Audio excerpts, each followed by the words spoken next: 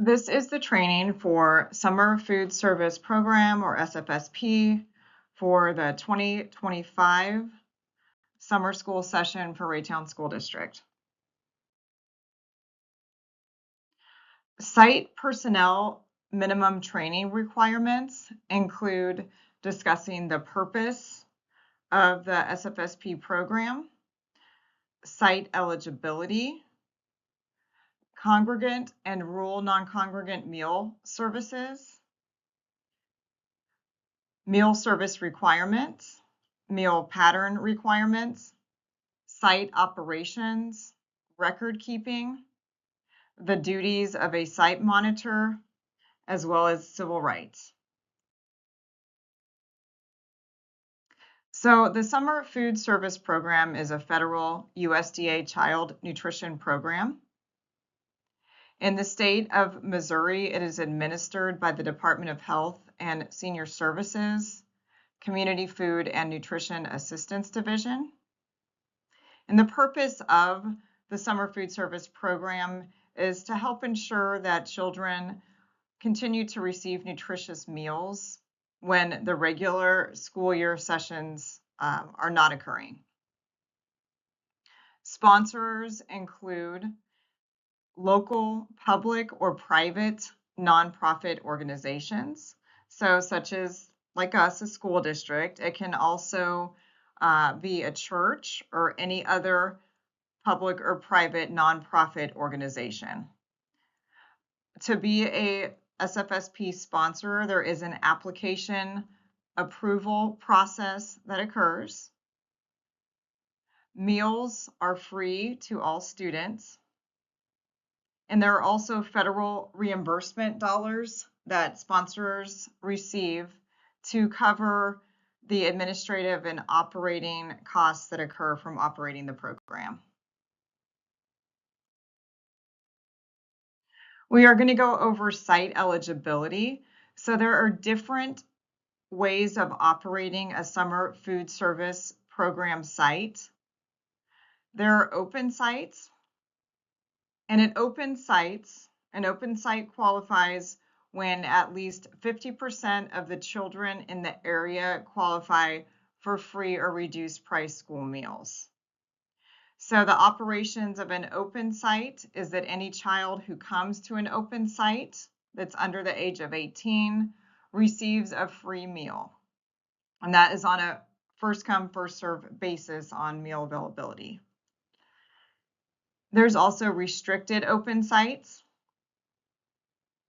And those are sites that were initially an open site, but because of something that's occurred, like space, availability, security, safety,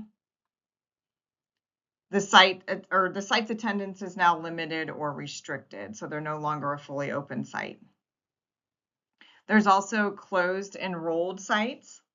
Again, at least 50% of the children enrolled in a program that's operating qualify for free or reduced price school meals. All children enrolled in the program receive a free meal.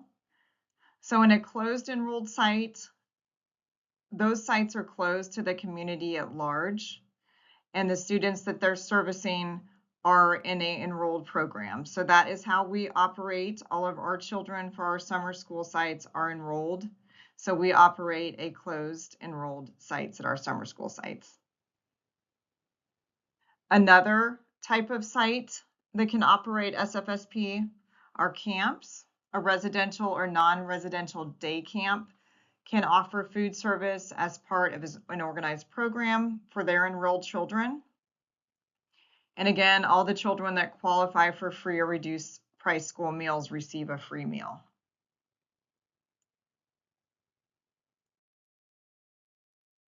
Now we're going to look at the difference between congregant and non-congregant sites. A congregant site means that meals are served in a group setting, while a non-congregant site means that meals are distributed in a non-traditional way, something like grab and go or home delivery. Non-congregant sites are usually in rural areas. Our district, all of our summer school sites operate congregate sites, meaning that we serve all of our meals in a group setting. There are some different allowable meal combinations when offering summer food service program. Sponsors can serve 1 or 2 meals or snacks a day at meal service sites.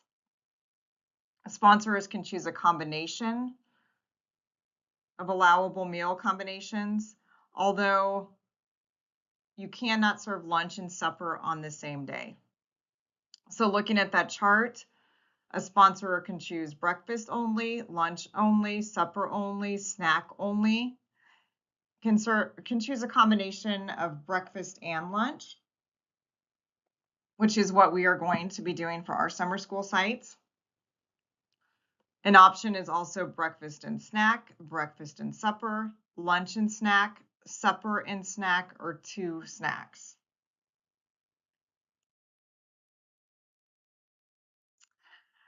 A site must serve the same meal to all children.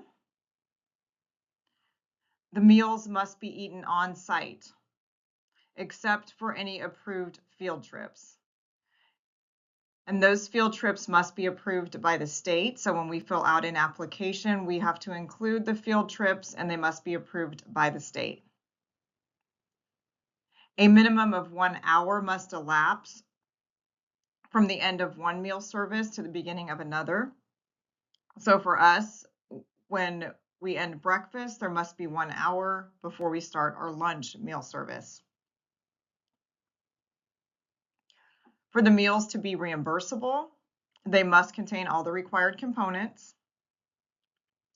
And all of our sites must adhere to local sanitation codes and health department guidelines, just like we do during the regular school year. Sites must serve meals on time. And again, just like field trips, meal times are entered into our applications and approved. And so sites must adhere to those meal times. There are meal pattern requirements.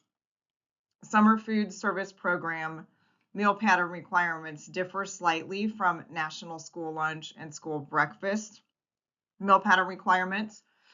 Because we are a school sponsor, we may request to use our national school lunch and school breakfast program meal pattern requirements, which is what we have done. So we will be operating our national school lunch and school breakfast program meal pattern requirements. Because we are a school sponsor, we are also permitted to request to use offer versus serve as a meal option. And we have requested that. So we are approved for offer versus serve for both breakfast and lunch meal services. So I'm going to go over school breakfast program, which are the requirements that we are going to follow for school breakfast during summer school, and then discuss offer versus serve as well, because we'll be doing offer versus serve at all of our elementary and secondary sites. So for school breakfast program, there are 3 components. Those meal components are fruit, grain, and milk. For offer versus serve, a student must be offered at least 4 food items from the 3 required components in the minimum quantities, and the student must select at least 3 food items, one of which must be a half cup fruit and or vegetable.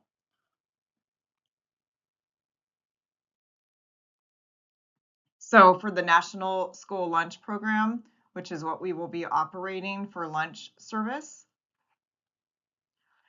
there are 5 components: grain, meat alternate, vegetable, fruit, and milk.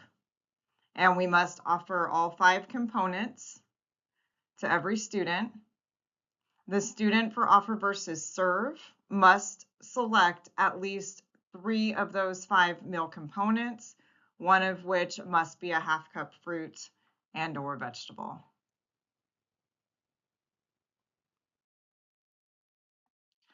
Looking at site operations and record keeping,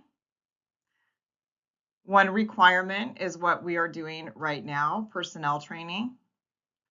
So all of the site staff must be trained prior to starting working at your sites, operating the summer food service program.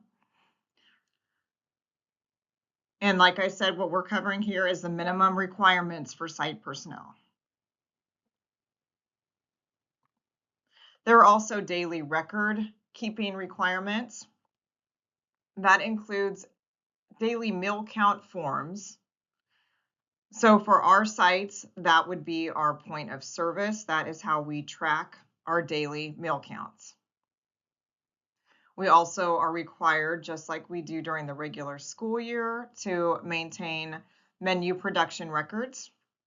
And I'll touch on the minimum requirements of those in a minute. And just like we do during the regular school year, there are food safety requirements. So including our food preparation areas, storage areas, and service areas being clean and sanitized. Site staff having proper personal hygiene, washing their hands frequently, and using gloves appropriately. Food and equipment temperatures must be taken and recorded.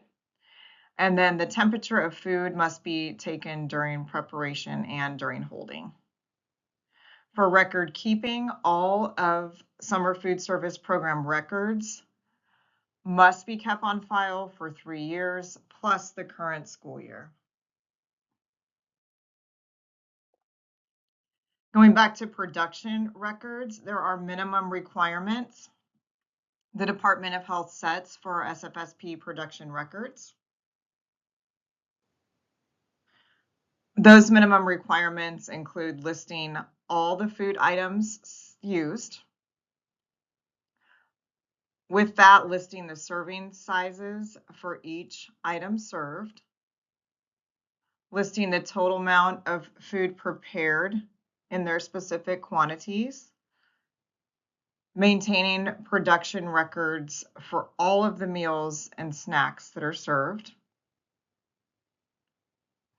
And listing the total number of meals served to the eligible children for reimbursable meals, any program adults, so any staff that have an earned meal, and then also any non-program adult meals, and any ineligible children that may receive a meal.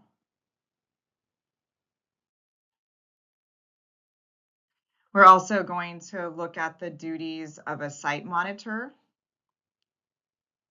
So site monitors are required to perform site visits and site reviews at various times throughout program operation. Regulation requires that at different times.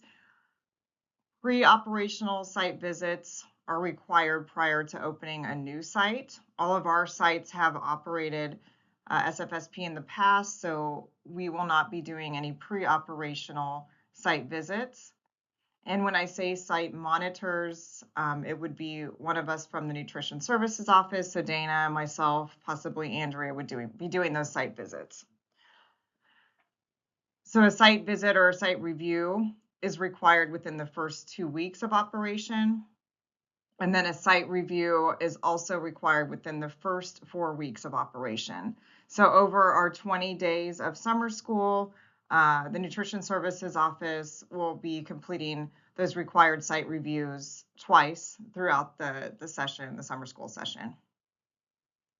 What a site review looks like, it requires that the site monitor determines if the site is meeting all various program requirements.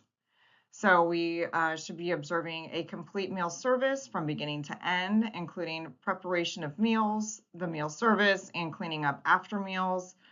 If we find anything that needs fixed, we would address it immediately and correct anything that needs fixed. In addition to those site monitor reviews, something to keep in mind is the Department of Health can conduct a review at any time our sites are in operation during the summer food service program.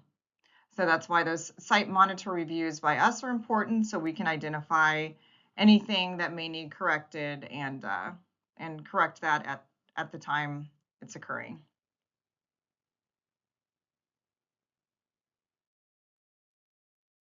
And now we're going to look at the last part of the requirement for site personnel, and that is civil rights. Civil rights refers to the right of personal liberty guaranteed by the 13th and 14th Amendments to the U.S. Constitution and acts of Congress, and to the fair and just treatment of all customers and employees. Civil right requirements for child nutrition programs can be found in FNS Instruction 113-1, Civil Rights Compliance and Enforcement. So those are USDA Food and Nutrition Services regulation that can be referenced for the civil rights portion of this training.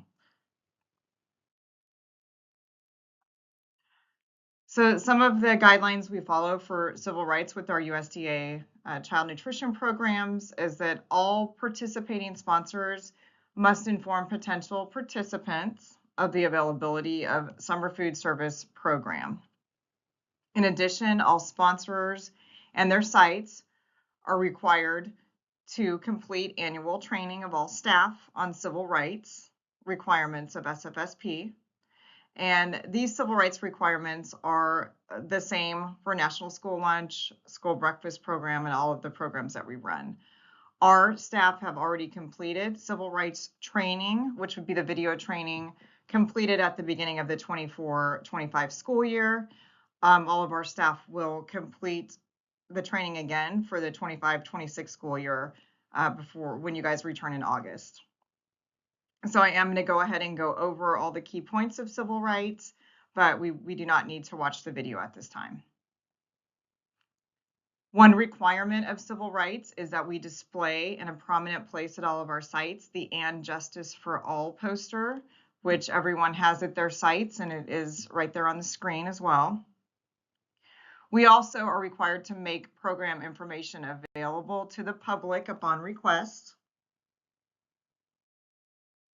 In addition, we are required to take reasonable steps to ensure meaningful access to services for limited English proficient or LEP persons.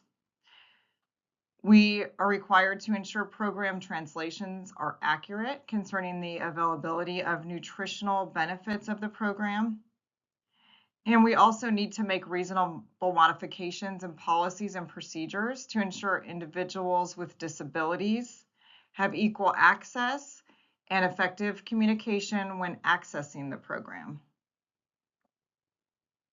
We are required to include the non-discrimination statement, the USDA non-discrimination statement, and instructions for filing a complaint in our publicly release, and any information, program information that we provide that's directed to parents of participants or potential participants.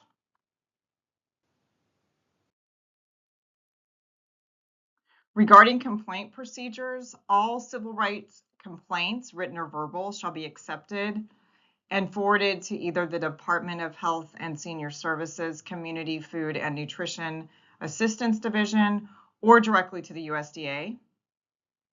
A person has a right to file, so anyone alleging a discrimination in one of the protected classes has the right to file a complaint within 180 days of the alleged action. We must ensure that meals are served to all attending children regardless of their race, color, national origin, sex, including gender identity and sexual orientation, their age, or disability. We also must ensure that all children have equal access to services and facilities at our sites regardless of their race, color, national origin, sex, including gender identity and sexual orientation, their age, or disability.